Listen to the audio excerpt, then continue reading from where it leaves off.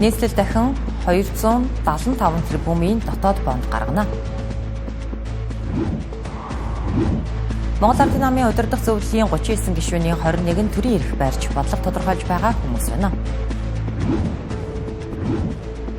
Хүүхдүүд тулгамдсан асуудлуудаа хэлэлцэж дуу хоолойгоо нэвтгэлээ. Галийн ерөнхий газрын шударга байдлын үнэлгээ 66% байна. Гурван харьцах 3-ын эмэгтэй шившээ баг болон олон улсын хэмжээний мастер хэвлэн нарт Монголын үндэсний олимпийн хорооны дээд шагналд алтан одонх гардууллаа. Оройн төрийн үзэгчдээ цаг 7:10 Тэнгэр телевиз 7:10 мэдээллийн хөтөлбөрөөр эхлүүлж байна.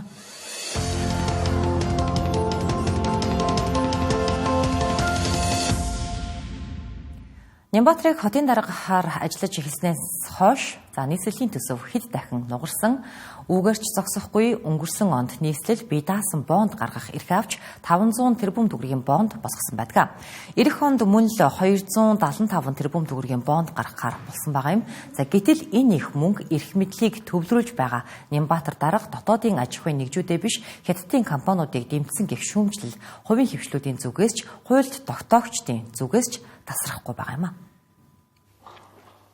Засгийн газар 14 мега төслөө хэрэгжүүлж чадахгүй эренбэлж байхад хот 24 мега төсөл хэрэгжүүлнэ гэсэн хэвээр.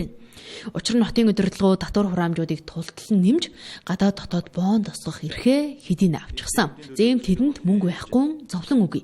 Гэтэл энэ мөнгөөрөө дотоодын бизнесүүдэд дэмжихийн оронд хятадын компаниудыг дэмжиж хэдэн зуун тэрбум төгрөгийг гадагш урсгалаа гэж хэдхэн сарын өмнө дотоодын аж ахуй нэгжүүд бухимдцгааж байсан. Тодорхойлбол Сэлбэдэд төвийн бүтээн байгуулалтад дотоодын аж ахуй нэгжүүдийн тэнцвэргүй өндөр шалгуурыг тавьж 300-400 тэрбум төгрөгийн бүтээн байгуулалтыг нэг доор багцалж тендер зарласан нь шүүмжлэлд дагуулсан. Энэ дараагийн бондуудыг зах зээлд гаргахаас өмнө өмнөх бондуудынхаа үр ашиг зарцуулалтыг дүгнэх шаардлагатай гэлээ. Өмнөх тэр гаргасан бондын зарцуулалт нь бас тодорхойгүй баахан зам зассан гэдэг хувийн хвшилт тэр бөөрөлжүүдийн захиргаан станцад 300 тэрбумыг олгосон гэдэг.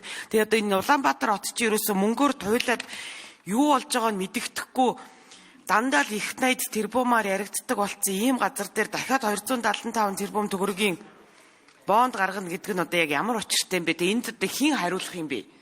Нийслэлээс нэг ч хүн алга. Нийслэлийн бондтой холбоотой, үнцээс гарахтай холбоотой асуудал 275 тэрбум төгрөг орж ирсэн.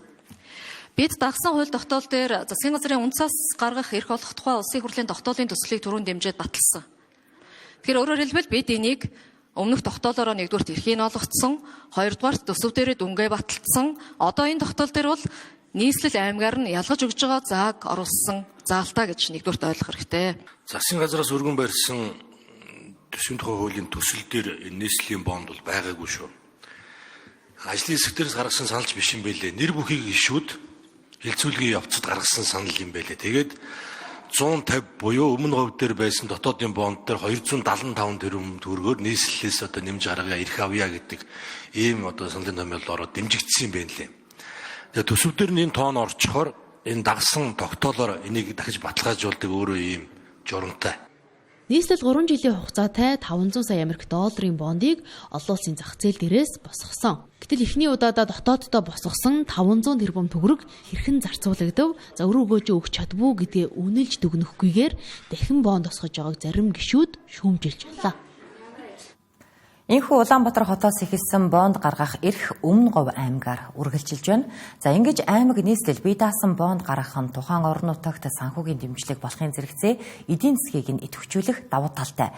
Гэвч бонд босгож олсон мөнгөө менежменткүйгээр өрн таран хийчихвэл учрах хохирол үүсэх эрсдэл нь ихээ. Иймд зээл тавин байж хийж байгаа бүтээн байгуулалт хэрэгжүүлж байгаа төсөл хөтөлбөрүүдтэй анхаарал хандуулахгүй бол манай улс үр шимийг нь хүртэх нь битгий хэл $40 сая өрөнд унсаар байна. Засгийн газрыг их хэмжээний өрөнд оруулсан гадаад зээл тусламжийн нэг бол 10 аймгийн дулааны стан зорих төсөл юм. Бүгд найрамдах Солонгос улсын Экзим банкны 150 сая орчим Америк долларын хөнгөлөлтөө зээлээр хэрэгжүүлж байгаа энэ төслийн үр шимийг өнөөдрийг хэрн манай улс хүртэж амжаагүй явна. Гисэн ирнэ өнгөрсөн хугацаанд зээлийн үгийн төлбөрт нийтдээ 290 гаруй сая Америк долларыг төлөөд байна. Зэм цаашид гүйцэтгэгч нь дампуурчсан энэ төслийн зээлийн хүүгийн төлбөр төлөх хугацааг хойшлуулах саналыг Солонгосын талд тавьж байгаа гэгч одоо хэрн нааштайгаар шийдэгдэв байна. За улсын төсөвт дарамтуулж гадаадын өр зээлийн хэмжээг нэмэгдүүлж байгаа бас нэг бүтлэхүйн төсөл газрын тос боловсруулах үйлдвэрийн төсөл юм. 2016 онд ярьснаар бол бид өнгөрсөн жил гэхэд дотооддоо үйлдвэрлэсэн шатхууныг аль хэдийнэ хэрэглээд эхэлчих байлаа. За уг нь 2024 он гэхэд ашиглалтанд орох байсан ч энэ хугацаанд хойшлсаар за одоо 2027-2028 он руу шийдэгдчихээд байна. Төлөвлөсөн хугацаанд ашиглалтанд ороогүй энэ үйлдвэрийн бүтээн байгуулалтыг үргэлжлүүлэхийн тулд манай улс энэтхэг улсаас ахин 462 сая долларыг зээлэх шийдвэрийг энэ оны эхэнд гаргасан байдаг. За гэтэл 30 хүрэхгүй үеийн гүйцэтгэлтэй яваа энэ төсөлд өнгөрсөн хугацаанд 268 сая долларыг зарцуулж хүүгийн төлбөрт 10 сая гаруй Америк долларыг засгийн газар төлжээ. Ийхүү монголчуудын хамгийн ихээр ярьдаг эрчим хүчний хараат бус байдал шатхуунаа өөрсдөө хийдэг болох мөрөөдлийг биелүүлэх эдгээр төслүүд яс мэлхийн хурдаар урагшилж байна. Хугацаа нь улам сунаж байна. За ингэж хугацаа алдах тусламж төслийн төсөвт өртөг нэмэгдэж байгаа юм а. Эцсийн үндэ татвар төлөгчид л үүнийг төлдөг. Иймд гадаад зээлийн ашиглалт үр ашгаа эргэж харахгүй бол эмх замбраагүй эдийн засгийн хувьд алдагдал авчрах төслүүд нэмэгдсээр байх нэ. Монгол Ардын нам 4 өдрийн туршид чуулсны эцэст даргаач сонгож нам доторх албан тушаалын томилгоонуудаач хийж дуусглаа. Ирэх баригч нам бүтцийн байгууллагуудынхаа бүрэлдэхүүнийг шинчилж баг хурлын гишүүдээ 597 болгож удирдах зөвлөлийн гишүүдээ 39 болгож өргөтгөлөө. За энэ халаа сэлгээ хэрхэн хийгдсэн тухай өнөөдөр Монгол Ардын намын удирдлагууд мэдээлэл өгсөн юм а. Батар хотод эрв. Монгол Ардын намын баг хурал 479 гишүүнтэй исэн бол энэ удаагийн их хурлаараа 597 олж өргөжлөө. За ингэснээр Монгол Ардын намын төлөөллийн төв байгууллага бараг 600 гишүүнтэй болж байна. Харин удирдах зөвлөл 32 гишүүнтэй исэн бол 39-үүлээ болж бүл нэмлээ. Удирдах зөвлөлийн бүрэлдэхүүнд намын анхан дун шатны төлөөллүүд болон намын дэргэдэх байгууллагуудын төлөөллүүдийг багтаах дүрмтэй. За энэ дагуу удирдах зөвлөлийн гишүүд сонгогдсон гэж намын дарга учрал тайлбарллаа. За гэтэл удирдах зөвлөл улсын хурал засгийн газар давхар дээлтэй 7 хүн байна. Дан дээлтэй 14 улсын хурлын гишүүн байна. Энэ 14 гишүүн дотор улсын хурал дахь Монгол Ардын намын бүлгийн даргагч байна. За бүлгийн дэд даргагч байна. Улсын хурлын дэд даргагч байна. За үндсэндээ удирдах зөвлөлийн 39 гишүүний 21 нь төрийн эрх барьж бодлого тодорхойлж байгаа хүмүүс байгаа юм а. Харин үлдсэн хүмүүс нь хотын экс дарга Сумья Азар, хотын дарга Нимбаатар болон Хүрлбаатар, Инх бол цогцолмоо нарын туршлагатай ултарчуд байна. За үлдсэн хүмүүс болох Жавзанд орж үйлс төгөлдөр Ануу үжин Цэлмүн, Инхбаатар Пүрэв даваг Зол баяр мөнгөн чимэг инхцэл нарын тухайд нийслэлийн иргэдийн төлөөлөгчдийн хурал, ерөнхийлөгчийн тамгын газар болон салбар яамдад дээд албан тушаал хашиж байсан хүмүүс байгаа юм а. За үндсэндээ Монгол Ардын намын удирдах зөвлөлд ерөнхийлөгчийн ойрын хүмүүсээс бүрджээ. За энэ томилгоон дотроос хамгийн их анхаарал татаж байгаа нь Булган туяа. За намынх нь улс төрийн хариуцлага хүлээлгэж улсын хурлын дэд даргын суудлаас нь огцруулсан түүнийг социал-демократ Монголын эмэгтэйчүүдийн холбооны тэргүүнийх нь хуваар Монгол Ардын намын удирдах зөвлөлд багтаасан гэж тайлбарллаа. За түүнчлэн төрийн захиргааны албаа агчдыг намын удирдах зөвлөлд сонгосон гэх маргаанд ч Монгол Ардын намын гинсэг тайлбарллаа. Намын үндсэн дүрмд болоод бид нар бол өнгөрсөн хугацаанд удирдах зөвлөлийг бүрдүүлэхдээ тодорхой албан тушаалтнуудыг заавал оруулдаг байсан. Одоо тэр их хурлын дарга, ерөнхий сайд, их хурлын дэд дарга, хотын намын дарга, эмэгтэйчүүдийн холбооны ерөнхийлөгч, залуучдын холбооны ерөнхийлөгч. Тэгэхээр эн чинь ингээд шууд албан тушаалаараа ороод ирж байгаа. Нам бол олон нийтийн байгууллага. Тэрээс биш хэн нэгний хувийн компани биш шүү дээ. Тийм учраас баг хурал дээрээ одоо өөрийнхөө эргэн тойрны хүрээллээр нь багварлаа бүрдүүлэх, удирдах зөвлөө бүрдүүлэх ямар ч бололцоо байхгүй. За Монгол улсын ерөнхийлөгч бол хуулиар хүлээсэн үүргийнхээ хүрээнд энэ улс төрийн намын дотоод үйл ажиллагаанд оролцохгүй, ийм оролцоо байхгүй. Энэ намд 30 гаруй жил зүтгэсэн учраас мэдээж одоо тодорхой хэмжээний хамт ажиллаж байсан янз бүрийн зөвлөх хүмүүс байхыг үүсэхгүй. Одоо жишээлбэл манай намын наримчгийн даргаар томилогдсон ярьж байгаа Золбаяр дарга бол ерөнхийлөгч там газрын хэвлэл мэдээлэл асуудал хариуцсан зөвлөхийн ажлыг өгөөд энд оронтойгоор наримчгийн даргаар ирж ажиллаж байгаа. Удирдах зөвлөлд орж байгаа хүмүүс дотор бол ямар нэгэн төрлийн асууж энэ төрийн захиргааны албаагч байхгүй. Ийхүү эрх харигч нам эвзүүгээ ололцож эрх мэдлээ хуваарлаж албан тушаалаа хувааж туслаа. За одоо ганцхан суудал хоосон байгаа нь улсын хурлын даргын судал юм. Монгол Ардын нам эрх барьж байгаа улс төрийн хүчний хувьд улсын хурлын даргад хэнийг дэвшүүлэх вэ? Ямар байдлаар ажиллах вэ гэдэг бол энэ намын бодлого. Тийм учраас улс төрийн бусад намуудад энэ намын энэ асуудлыг бид нар зөвшөөрчихгүй, ярилцахгүй. Тийм учраас Монгол Ардын нам удахгүй их хурлын даргын асуудлыг шийдэж энэ төрийг бас бүтэн болгох хэрэгтэй. Ойрын өдрүүдэд шийдвэрлэж эцэлж гаргана. Эрх баригч намын даргаар улсын хурлыг удирдуулахгүй гэх эсэргүүцэл сөрөг хүчний зүгээс гарч байгаа. Бүр ийм агуулга бүхий хуулийн төслийг ч санаачилсан гэдгээ мэдгдсэн. Харин Монгол Ардын намын баг хурал болон удирдах зөвлөлийн зүгээс Зандан шатрын засгийн газрыг тогтвортой ажилуулахыг чиглэл болгожээ. За иймд учрал улсын хурлын даргаар томилогдох нь бараг тодорхой гэдэг нь Цодбаатар даргын ярианаас илт байлаа.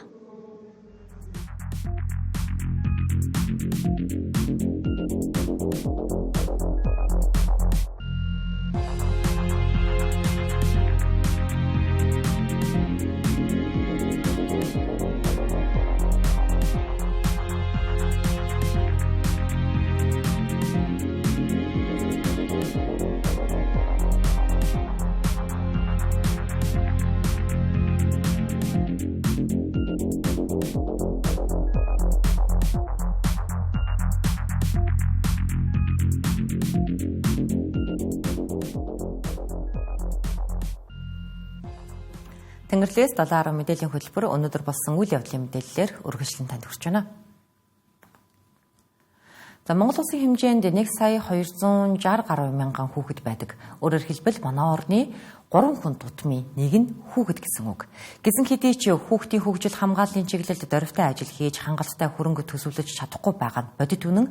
За 2 жил тутамд зохион байгуулагддаг үндэсний хүүхдийн чуулганаар хүүхдүүд өөрсдөө тулгамдж байгаа асуудлуудаа хэлцэж байна. Хүүхэд хамгааллын хуулийн шинжилсэн найруулга 2024 онд батлагдсанаар 21 аймаг 330 сум 200 гаруй хороодод бүгдэд нь орон тооны гэр бүл хүүхдийн нийгмийн ажилтан ажиллах болсон. Ингэснээр нийт 833 нийгмийн ажилтан хүүхэд хамгааллын чиглэлд ажиллаж байна. Түүнчлэн улсын хэмжээнд нийт 22 төр хамгаалах байр үйл ажиллагаа явуулж байна. Мөн хүүхдийн тусламжийн 108 дугаарыг утас 24 цагийн турш дуудлага мэдээлэл хүлээн авч буй хүүхэд хамгааллын чиглэлд хэрэгжүүлж буй олон ажлын нэг юм а. 2025 онд бол 20 гаруй тэрбум төгрөгийн төсөв бол батлагдсан одоо хэрэгжилтэнд зарцуулагдаад бид ажиллаж байгаа. За 26 оны төсөвт бол тухайн төсөв бол нэмэгдээгүй ч бас ер нь бол хасагдаагүй багахан хэмжээгээр 200-300 сая бас багасж батлагдсан байгаа. Тэгэхээр бол өнгөрсөн жил бид нар хэрэгжилтэнд шаардлагатай байсан хөрөнгө нөөцөөрөө бас эх жилийнхаа хүүхд хамгаалал эрхийнхээ асуудал бол хэрэгжүүлээд ажиллана. Ирэх 100 жилийнхаа хөгжлийн гарааг хүүхдүүд өөрсдөө тодорхойлж байгаа. Яг хүүхэд өөрөө юу хүсэж байгаа? Энэ өнөөдрийн яг энэ хүүхэд ерөнхий сайд байсан бол хүүхдүүдийн төлөө юу их байсан бол, багш байсан бол юу их байсан бол, болцсон байсан бол юу хийх байсан бол томчууд бидраас юу хүсэж байгаа? Тэдний хүсэл мөрөөдөл юу юм? Айдас юу юм? Эргэлзээ юу юм?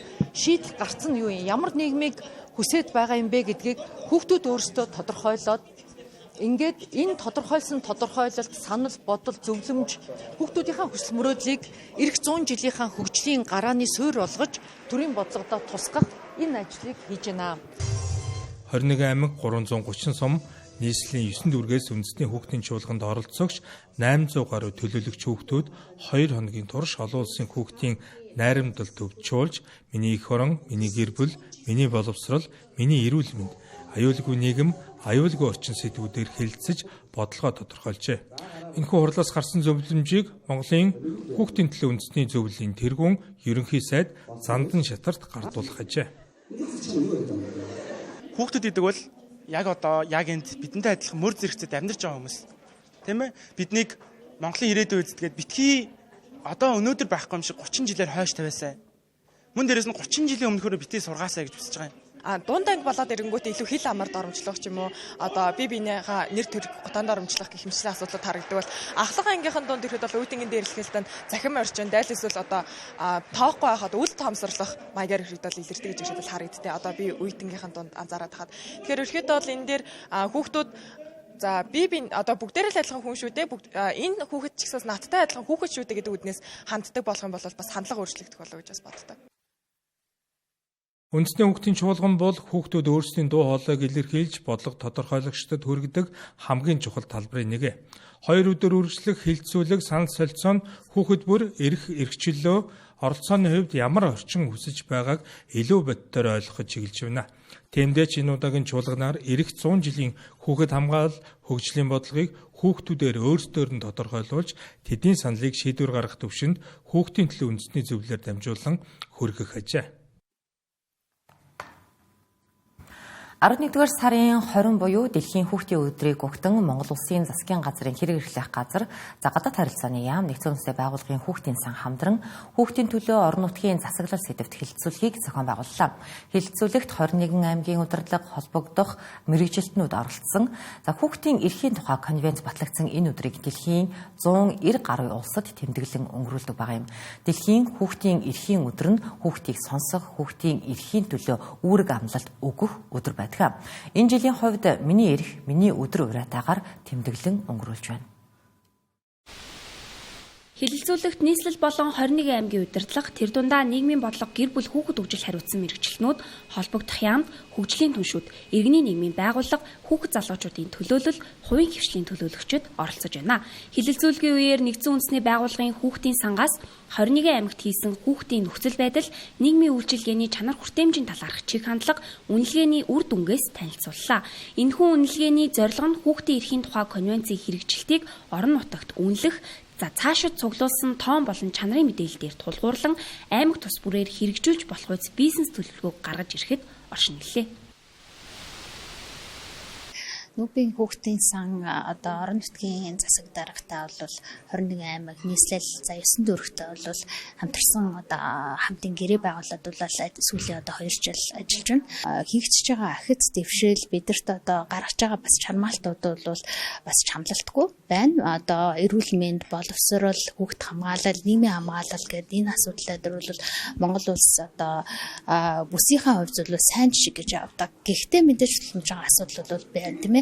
Манайч бол манай орн бол аслагдмал тийм ээ хүн амд одоо цөөтэй ялангуяа одоо дэд бүтцийн хувьд бол маш их өндөр өртөгтэй. Тэгэд бол бид нар бол суур судалгааг бол илүү одоо оролцогч талуудтай бол танилцуулан за хэлэлцүүлэг өрнүүлэх байдлаар бол энэ хэлэлцүүлгээ бол авч явна. Мөн Хөвсгөл, Төв, Дорнод, Говьалтай, Баян хонгор аймагуд хүүхдийн чиглэлээр хийж хэрэгжүүлсэн сайн туршлага, шинэлэг санаачлагуудаас хуваалцлаа. Хүн бол багасаа төслийг 2023 оноос эхлээд хэрэгжүүлсэн. Энэ жил 3 дахь жилдээ хэрэгжүүлж байна. За энэ хүн бол багасаа төсөл маань яг ямар онцлог ялгаатай төсөл юм бэ гэхээр 6-аас 14 насны хүүхд залуучуудаа яг одоо хэлний чиглэлээр, спортын чиглэлээр, авиас одоо шинжлэх ухааны чиглэлээр те хөгжүүлэлт одоо хөтөлбөр явуулдгаараа онцлог ялгаатай. За энэ хүү төсөлд маань бол жилдээ нэг 9,000 орчим хүүхэд багчууд маань хамрагддаг. За нэг хүүхэд бол 1-ээс 3 секс тоглолтод хамрагдах боломжтой. Орон нутгаас нэг хүүхдийн хувьсах зардлыг 30,000 төгрөг тооцож олгодог ийм бас хөтөлбөр байгаа. Нэгдсэн үндэсний байгууллагын хүүхдийн сан нь Монгол улсын засгийн газартай байгуулсан 2022-оос 2027 оны хамтын ажиллагааны хөтөлбөрийн хүрээнд улс орон даяар үйл ажиллагаа хэрэгжүүлж байна. За ингэхдээ нийгмийн суурь үйлчилгээг хүүхэд бүрд тэр дундаа аслагдсан нутагт оршин суугаа хүүхдүүдэд тэгш хүртээмжтэй хүргэхийн тулд орон нутгийн засаг захиргаатай хамтран ажиллахыг зорж байна. Өнөөдөр олон улсын эрчүүдийн өдөр тохиож байна. За энэ өдөр эрчүүдийн сэтгэл зүйн асуудлыг бид бас сонгон сурвалжллаа. Манай улс амиа хорлолтын үзүүлэлтээр Азад дээгүүрт ордог. За тэр дундаа эрчүүд амиа хорлох үзэгдэл их байгааг мэргэжилтэн хэлж байгаа юм а. Тэдний амиа хорлох гол шалтгаан нь сэтгэл гутрал байдаг байна. Эрэгтэй эмэгтэй насхүйс харгалзахгүй сэтгэл гутралд хамгийн их хүртэх үе өсвөр наснаас гадна 35-аас 40 нас юм. Энэ насанд ихэвчлэн нийгэм, эдийн засгийн байдлаас болж эрчүүд сэтгэл гутралыг илүү гүнээр мэдэрдэг байна. Сэтгэл гутралаас болж амиа эгүүдгэж байгаа эрчүүдийн дийлэн хувийг энэ насны эрчүүд эзлэх юм а. Дэлхийн эрүүл мэндийн байгууллагаас эрчүүд амиа хорлох тохиолдол эмэгтэйчүүдээс 3-аас 4 дахин их байгааг мэдээлжээ. Манай сэтгцэн эрүүл мэндийн үндэсний төв ерөнхийдөө сэтгцэн эрүүл мэнд 2025 гэдэг олон улсын эрдэм шинжилгээний урлагийг зохион байгуулсан. За үүн дээр гарсан зарим тоо мэдээллүүдээс дурдах юм бол үндсэн 3 том бүлгийнх нь 50.4% буюу хамгийн томыг эзэлж байгаа нь сэтгэл санааны хямралын шалтгаантай нас оролтод хамгийн их хувийг эзэлж байна гэн. Эрэгтэйчүүд бол эмэгтэйчүүдийн амиа орж нас орж байгаа байдлыг авч үзэх юм бол зарим нэгэн судалгаан дээр 2 дахинд бүр 2-оос 6 дахин гэдэг тоо баримт байгаа гэсэн үг. Тэгэхээр үүнээс авч үзэх юм бол юу гэхээр эрэгтэй хүмүүс маань одоо хүйсийн хувьд сэтгэл зүйн асуудалд өртөх нь бол ер нь их адилхан байгаад байна. Гэхдээ одоо эрэгтэй хүмүүс маань одоо эмэгтэй хүмүүсийг бодвол одоо тэр сэтгэл зүйн асуудлаа шийдвэрлэх болон мэрэгжлийн хүмүүстэй уулзах зэрэг тусламж авч чадаагүй болмаас амиа хорлох эрсдэл нь илүү өндөр байгаа даа гэдгийг л энэ хүү тоон баримтуудаас харах боломжтой байна гэсэн үг. Сүүлийн 3 жилийн хугацаанд эрчүүд сэтгэл судлаачдад хандах нь эрчимтэйгээр ихсэж 50-аас дээш хувийг нь эзлэх болжээ. Эрчүүдийн бага наснаас авсан сэтгэлийн шарх нь хүндэрсээр 40 орчим насны сэтгэл гутралын хамгийн хүнд шинжээр илэрч байгаа тухай мэрэгжилтээ онцоллоо. Эмэгтэй хүн уйлж болдоггүй, эмэгтэй хүн шалчгамж болдоггүй, гоншгонж болдоггүй. За айл гэр аваад явахаараа эрэгтэй хүмүүсд бүхнийг болгох ёстой гэсэн нийгмийн хүлээлт маань эсрэгэд эрчүүдтэй эсрэг талаараа ингээд сэтгэл готрол болж байгаа. За дээрэс нь одоо нөгөө нэг 80-аад оныхон 80-аад оныхон 90-ад оны ихэнх үеийнхэн гэж дандаа нэг юм сэтгэл зүйн хувьд маш их асуудалтай үеийнхэн гэж яриад байгаа шүү дээ. Тэр хүмүүсийн хүүхэд наснд үлдсэн байсан сэтгэлийн шарах буюу далд ухамсарт байгаа зүйл маань одоо яг эдэр наснд 40 нас гараад ирэхээр илүү их гарч ирээд илрээд байгаа юм бол сэтгэл судлаачдын хувьд бас анхаарал татж байгаа зүйлүүд маань нэг байна. Сэтгэл готролд орсон хүн өөр тулгамдаад байгаа асуудлаа ухамсарлаж ойлгодоггүй байна. Нэг ёсондоо өөрт тулгамдаад байгаа асуудал гэж үзэхэ болчихсон хүний хэлдэг байна. Ийм сэтгэл зүйчд хандана гэдэг нь хөндлөнгийн хүний нүдээр өөрийгөө олж харж тусламж авахыг хэлэх ба хүн бүрийн өдөр тутмын хэрэглээ шиг хэвийн асуудал гэдгийг мэрэгжилтүүд уриаллаа. Нийгмийн сүлжээ буюу сошиалд мэдээлэл түгээгчид улс төрийн шинжтэй нэг утгатай ижил үг ашигласан нийгмийн суртал ухуулгын шинжтэй мэдээллүүдийг ихээр ашиглах болсон гэдгийг медиа судлаач 7 жилийн турш судлан баталжээ. За медиа хэл бичлэгүүдийг эрх мэдэлтний гар хөл болж тарих угаалт хийж байгаа тухай тэрээр мэдээлсэн юм а. Судлаач магистрийн ажлаараа хэл ба эрх мэдэл сэдвийн доор 7 жилиг зарцуулан медиа салбарыг судалжээ. Энэ хүрээнд 2018 оноос хойш нэг утгатай ижил үг хэллэгтэй текст, видео зэргүүд нь нийт 57 хэвлэлийн сайт мэдээллээр нийтлэгдсэнийг ихэнх хувь нь улс төрийн зорилготой мэдээлэл байгааг баримттайгаар нотолж чадсан байна. Манайд энэ аргыг түгээмэл хэрэглэгийг хэвлэлийн үрэлэнгийн судалгаач баталж байна. Энэ судалгаанд мэдээллүүдийн 70 орчим хувь нь улс төрийн хамааралтай байна гэх дүгнэлт дурддагсан юм а. Олон нийтэд бүгдээрээ мэдж байгаа энэ зүрийн жагсаал цуглаанууд за мөн энэ урайлгатай иргэдийвэлтэн нэгдэх энэ эрхийн дагуу явуулж байгаа энэ дуулга өргөж байгаа энэ жагсаал цуглааныг зохион байгуулагч нар дээр яг энэ хэвлэл одоо мэдээллийнхэн бас чиглэлээр ажиллаж байгаа энэ иргэд манай хүний эрхийн комиссийн хүний эрх хамгаалагчийн механизмууд дээр өргөдөл гомдол хүний эрх хамгаалагчийн эрхийг зөрчиж байна. Хууль хяналтын байгууллагын гэсэн энэ чиглэл дээр бол манай механизмынхан ажиллаад яг энэ дэр хүний эрх хамгаалагчийн үйлдэл мөн үү, хууль ёсны үйлдэл мөн үү. За мөн бол энэ дэр хүний эрх хамгаалагчийн үйлдэлийг зөрчиж гэнэ үү гэдэг тохиолдолд дээр сэтгүүлч нар дээр, иргэний нийгмийн байгууллагууд дээр, хэл мэдээллийнхэн дээр бас тодорхой кейсүүд байгаа. Энэ дээр бас дүгнэлт гаргаад зөвлөмжийг өгөөд ингээд бид бүхэн бас явж байгаа. Энэ одоо төрөмс байгууллагын эсрэг нэршил дискурс гэж яриад байгаа цаад санаа нь болохоор энийг нэвтрүүлж байгаа хүмүүс нь улс төрийн популист риторик гэдэг аргыг ярианы технологиг ашиглаад нийгэмд хуваагдал үүсгдэг юм бүлгүүд энийг нэвтрүүлсэн байна гэдгийг олчж байгаа. За тэгээд энэний хүмүүсийн ашигласан одоо ашиглаж байгаагийнх нь нийгэмд ямар өөр нөлөө хүмүүст яаж нөлөөлөд байна гэхээр ихэнд болохоор хүмүүсийг олон ургалж үзэлтэй байх асуудал төвшүүлэхтэй шүүмжлэл сэтгэх боломжийг нөгөөх их одоо өгөөсгөх эсвэл үзэл санааны лидерүүд ч юм өөр үзэл санаатай байх нь боломжгүй болохгүй юм шиг байдлаар тэрийг одоо үзэл санааг дарах тийм оролдлогыг хийх зорилготой. Энэ хэлбэрээр зөвхөн улс төр гэлтгүй хүний эрхийн үзэл бодлын эрхчлөлөг боож хязгаарлаж талцуулж байгааг ч мөн дурдсан юм а. За энэ бол харин шинэлэг үзэгдэл. Яг энэ шинэлэг үзэгдлийг нийтээрээ мэдэх хэрэгтэй. Ялангуяа энэ хэвлэл мэдээлэл сүлжээн дээр энэ иргэдийн мэдэх эрхийг төөрөгдүүлэх ийм орсгол, ийм кампанит ажил зохион байгуулагддаг гэдгийг саяны Саранхой судлаач яг энэ тавьж байгаас тодорхой кейстэй судалгаа тавхан төрөө сонссон тэр зөвхөрл иргэний нийгмийн байгууллагын тэргүүнийг бас чиглэлээр ямар шүү судалгаанууд авагдсан байна. Энэ дэр ийм кейсүүд байгаа. Ялангуяа энийг л иргэдэд хүргэж бид бүхэн хүний эрх хамгаалагчийн эрхийг хамгаалах ёстой юм шүү гэдгийг нийтийн мэдэх эрхийн хүрээнд нь өргөж байгаа. Энэ мэдчлэн хэвлэл мэдээллийн нөлөөллийг ашиглан иргэдийн эрхэд халдах, сонгох, тунгаах, сэтгэн бодох чадваруудыг баг багаар бууруулах сөрөг нөлөө авчирч байгааг хүний эрхийн комисс сэрэмжлүүлэн иргэдийг альва зүйлсийг тунгаан бодож байхыг санууллаа. Авилгатай тэмцэх газраас төрийн байгууллагуудад шударга байдлын судалгааг явуулдаг. 100% гэж дүгнвэл энэ сайн дүгнэлт юм а. Гэтэл төрийн албаны энэ үзүүлэлт дундаж үзүүлэлт нь 78% таа байсан. Харин Гайлийн ерөнхий газарт энэ үзүүлэлт 66% таа буюу хангалтгүй байгаа юм а.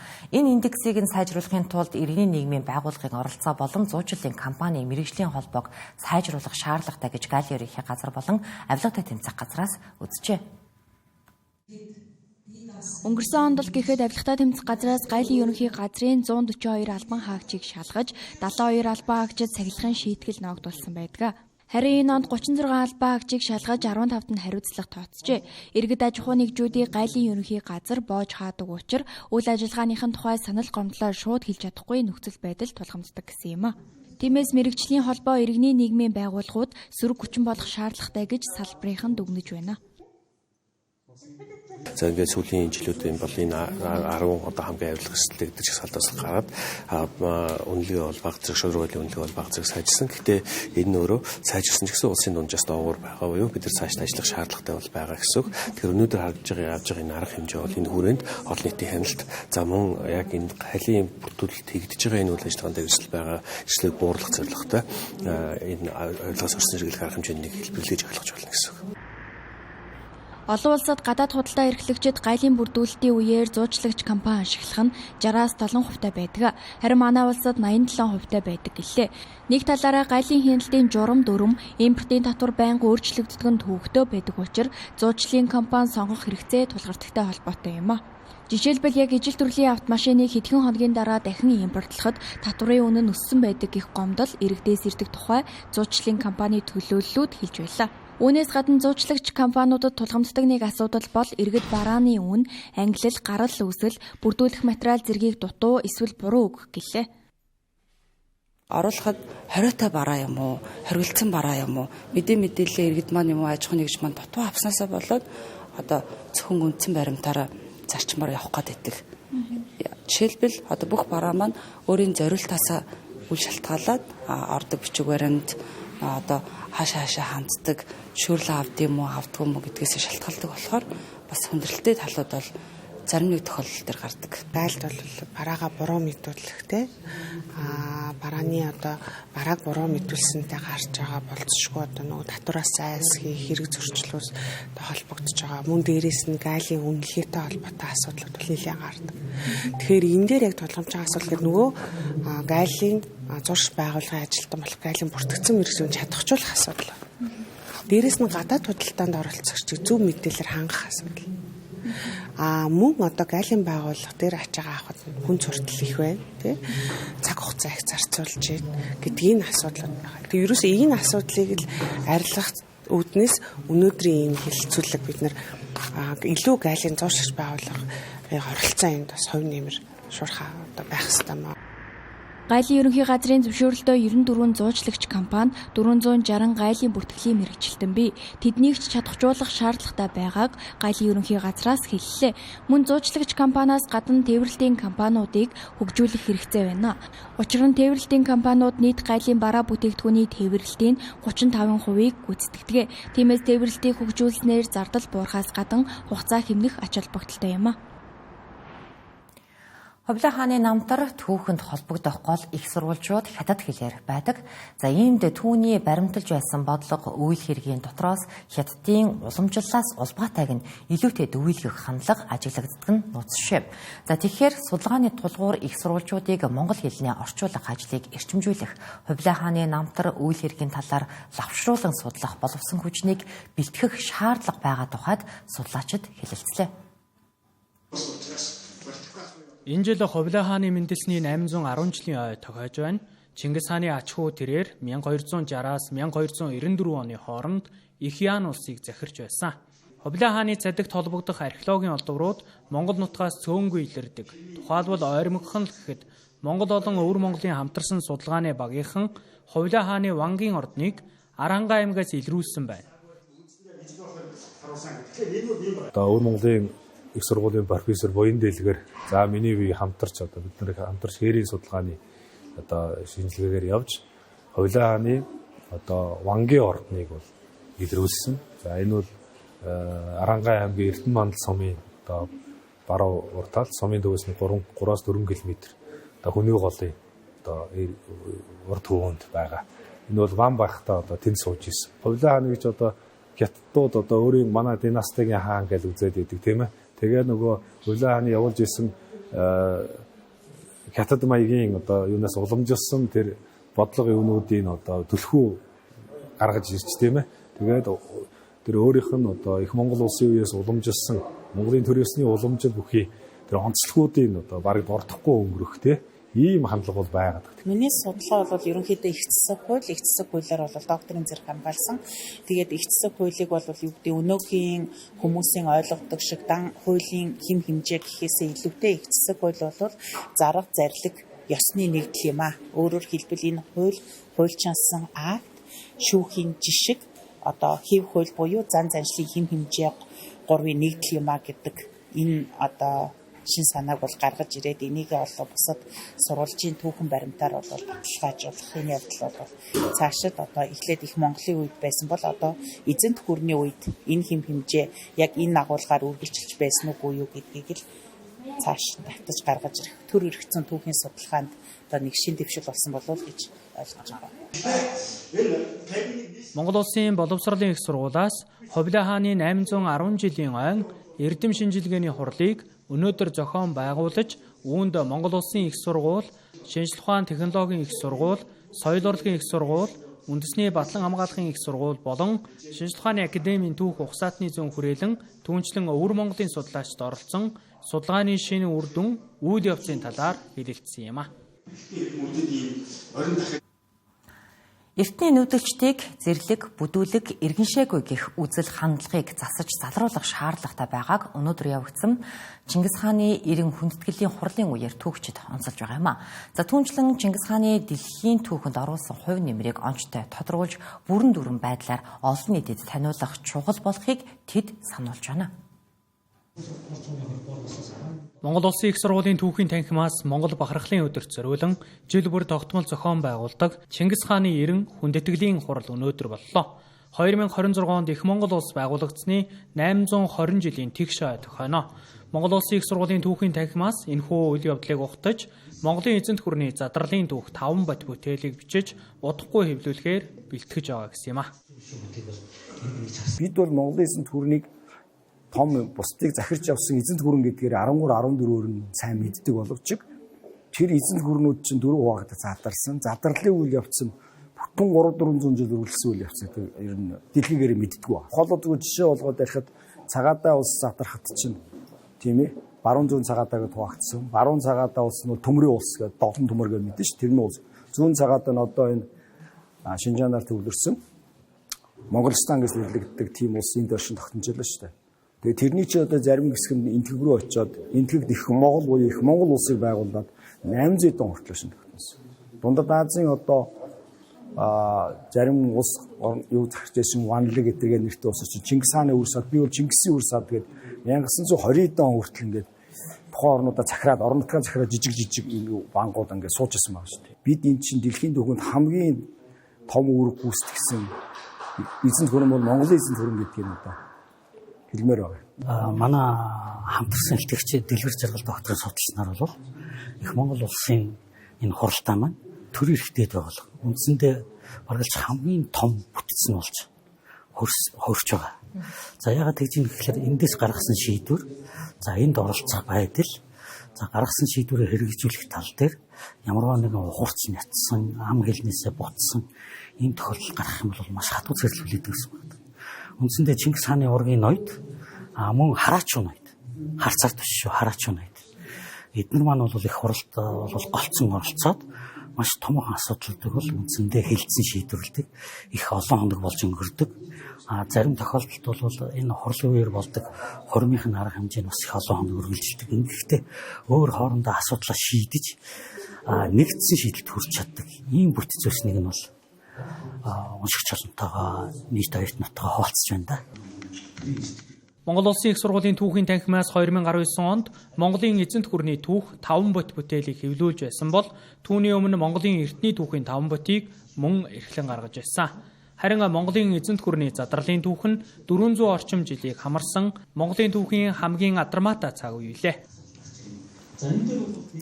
Гурвыг харьцах 3-ын эмэгтэй шигшээ баг болон волейболын үндэсний шигшээ багийн дасгалжуулагч Хэрлэн нарт Монголын үндэсний олимпийн хорооны дээд шагнал алтан одонг гардууллаа.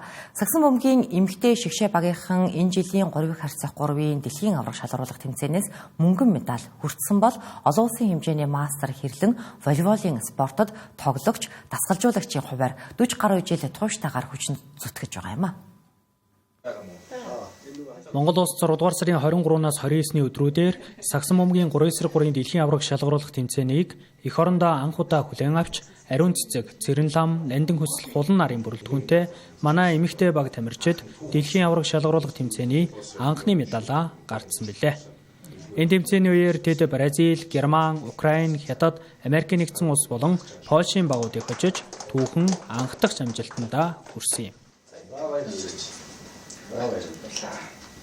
Маш том нэр хүндийн хэрэг байна. Тэгээд яг энэ шагналыг авна гэж сонсоод бол бас ингээд маш их тоглож исэн. Манай олимпийн хороо маань одоо ингээд бидний бас ингээд амжилтыг үнэлээд энэхүү том хүндэт олимпийн хорооны дээд шагнал болох нь алтан шагналыг ингээд өгж аваад маш их талархаж байна. Тэгээд цаашдаа бүр бас улам илүү хичээх бас ийм бас урам зориг авлаа. Дараагийн бидний хамгийн том зорилго бол элэг 2028 оны олимпиад оролцох.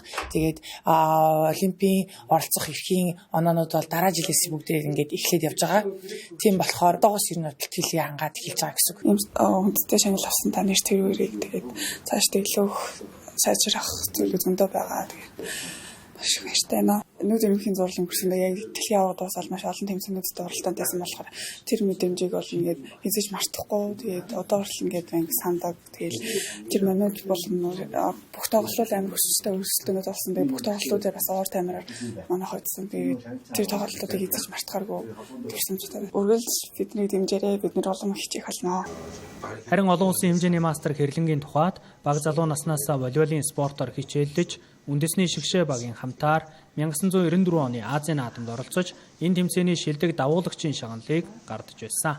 Түүнчлэн тэрээр волейболын дасгалжуулагчаар 29 дахь жилээ тууштайгаар ажиллаж байгаа төдийгүй энэ зууртаа 200 гаруй өндөр зэрэглэлийн тамирчин бэлтгэсэн гавьяатай билээ. Энэ спортын төлөө тууштай хичээлсэн хүмүүст сайхан шагналыг авлаа. Олимпийн хорооны дараанаар одоо миний багш одоо ерөөс тэгээд одоо энэ хугацаанд авахд туссан үндэсний биеийн тамирын их сургуулийн хамт болон өдөл албаны хамт маш их баярлалаа гэж хэлье. За бараг 40 гаруй жил одоо яг энэ спортод анх бол 7 дугаар ангиас хойш өдөл тоглосон. Тэгээд тэрнээс хойш одоо хүртэл яг энэ спортоор хичээлээ. Эхлээд тамирчин байлаа. Дараа нь тасалжуулагч болоод энэ спорт би сэтгэлээ бүгдийг зориулж байна. Монголын үндэсний олимпийн хорооны тэргүүн дээд шагнал гардуулах Бүрдчон 2025 ёслолын ажиллагаа 12 дугаар сарын 10-ны өдөр болно. Энэ үеэр 2025 онд амжилт ариун хураасан баг тамирчдыг шагнадаг боломжтой. Талаараа мэдээллийн хөлбөрийн энэ хэсэгт эх 7 хоногт зохион байгуулагдах Улаанбаатар блокчейн 7 хоногийн хөлбөрийн онцлог хэсгийг танилцуулж байна. За Тэнгэр телевизийн зүгээс оролцогч талуудыг нэгтгэн крипто, блокчейний сэдвийн хүрээнд тусгай хилцүүлгүүдийг зохион байгуулна. Тагцын зүгээс ажлын өдөр бүр 14 цагаас нийгэм улс төр, эдийн засаг, олон улсын харилцаа, технологийн салбарын хамгийн чухал асуудлыг хөндөн салбарын экспертүүдийн байр суурийг хүргэдэг билээ. Харин эх 7 хоногт Улаанбаатар блокчейн вики хүрээнд 3 тусгай хэлэлцүүлгийг крипто салбарын экспертүүдийн хамтаар зохион байгуулах болно. Бид блокчейнд суурилсан цахим мэтвч Монголын биржүүдийн өмнө тулгамдж байгаа асуудлууд, цахим мөнгөний ирээдүй ба стейбл койн гэсэн 3 сэдвийг хөндөж байна. Манай улсын хувьд крипто валютын арилжааг зохицуулахдаа биржүүдэд гол хяналт тавих шаардлагуудыг тусгасан байдаг. Тиймээс энэ салбарын хамгийн гол тоглогчдын нэг бол яахын аргагүй биржүүд мөн. Иймд арилжааны урсгалыг хянаж төсөл гаргагчдаа хамгийн ойр ажиллаж байгаа тэдний байр суурийг сонсох нь зөв хэрэг юм а. Түүнчлэн олон улсын томоохон байгууллагууд крипто салбарт гол анхаарлаа хандуулж байгаагийн цааш шалтгаан нь стейбл койн. Өндөр ханшны савлгаатай койн токны бус стейбл койныг төлбөрийн системд ашигласнаар шимтгэлийг хэдэн 100 дахин бууруулах боломжтой. Жишээ нь Solana блокчейний гүйлгээний шимтгэл ердөө тэг 100 мянганы $25 байдаг. Тиймээс энэ технологиг олон улсын төлбөр тооцоонд өргөнөөр ашиглах боломжийг хөгжүүлэгчид эрэлхийлсээр байгаамаа. Stablecoin гэдэг нь нэгийг харьцах нь нэг буюу тогтвортой ханшийн савлгаа маш бага койныг хэлдэг. Өөрөөр хэлбэл төгрөгтөө хослуулсан stablecoin байнга нэг төгрөгтөө тэнцүү байна гэсэн үг. Улаанбаатар блокчейн арга хэмжээнд салбарын гол тоглогчид, төсөл хэрэгжүүлэгчид, веб 3 хөгжүүлэгчид, шийдвэр гаргагч, бодлого боловсруулагчид нэгэн дор цуглаж цаашдын чиг хандлага, экосистемийн хөгжил төслүүдийн нөхцөл байдлын талаар хэлэлцэх болно. Бүх арга хэмжээнүүд үн төлбөргүй байх бөгөөд та бүхэн урьдчилан бүртгүүлж нэвтрэх эрхээ баталгаажуулах боломжтой. Талаар мэдээллийн хөтөлбөр өндөрлөж байна. Хамтдаа анхаарлаа хандуулсан танд баярлалаа.